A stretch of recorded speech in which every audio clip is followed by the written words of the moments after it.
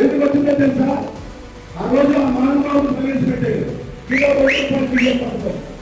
ఆ పథకం ద్వారా ఆ రోజుల్లోనే కడుపు నిండా 3 కోట్ల వరిపోయి తినే పరిస్థితి వచ్చింది. దాని తర్వాత సత్యనారాయణ నిర్ణయం మాట్లాడారు. ఆ మహానుభావుడు చేసిన ఆ మరవడిని ఈరోజు మన లెజెండరీ నాయకుడు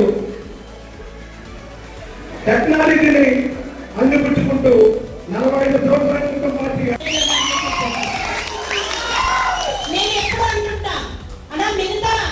నియోజకవర్గాలతో పోలిస్తే ఈ నియోజకవర్గం కార్యక్రమాలు అయితేనేమి అభివృద్ధులు అయితేనేమి చాలా డిఫరెంట్ గా మీరు వెళుతున్నారు అని చెప్పి నిజంగానే మిమ్మల్ని మేము ఆదర్శంగా తీసుకోవాలి.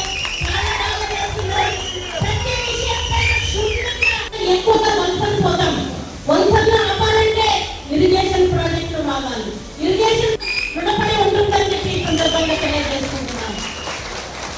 నేను ఉంటే తెలియజేస్తున్నాను, దయచేసి మన కూటమి ఐకమత్యంగా ఉండాలి. రాబోయే కాలంలో ఎలక్షన్స్, సర్పంచులు, ఎంపీటీసీలు, కౌన్సిలర్ల ఎలక్షన్స్ వస్తున్నాయి. వాటన్నిటినీ ఉమ్మడిగా ఉండి మనం సాధించుకొని తీరాలి.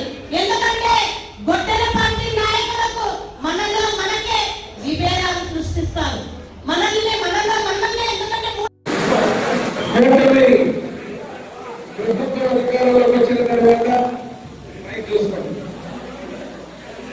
ప్రభుత్వ అధికారంలోకి వచ్చిన తర్వాత మనందరం కూడా ఒక విజయోత్సవ సభ పెట్టాలని చెప్పి మన అధినాయకుడు నారా చంద్రబాబు నాయుడు గారు, నారా లోకేష్ గారు, డిప్యూటీ సీఎం పవన్ కళ్యాణ్ గారు, నరేంద్ర మోడీ గారి నాయకత్వంలో మన కూటమి పార్టీల విజయోత్సవ సభని ఏర్పాటు చేయాలన్నప్పుడు ఈరోజు ఎమ్మెల్యేలు నియోజకవర్గంలో వేదిక మీద ఉన్నటువంటి కూటమి పార్టీ నాయకులు, జనసేన ఇన్ఛార్జ్ రేఖా గౌడ్ గారు, బీజేపీ టోకన్ మీద నరసింహులు గారు, ఇతర మండల 3 మండల నందవరం మండల, మిగటూరు మండల, గోలిగండ్ల మండల, పట్టణ బీజేపీ జనసేన కూటమి నాయకులకు, ముఖ్యంగా మన తెలుగుదేశం పార్టీ కుటుంబ సభ్యులకు, వేదిక ముందున్నటువంటి క్లస్టర్, అదేవిధంగా మండల పార్టీ కార్యకర్తలు, అదేవిధంగా తెలుగుదేశం పార్టీ కుటుంబ సభ్యులు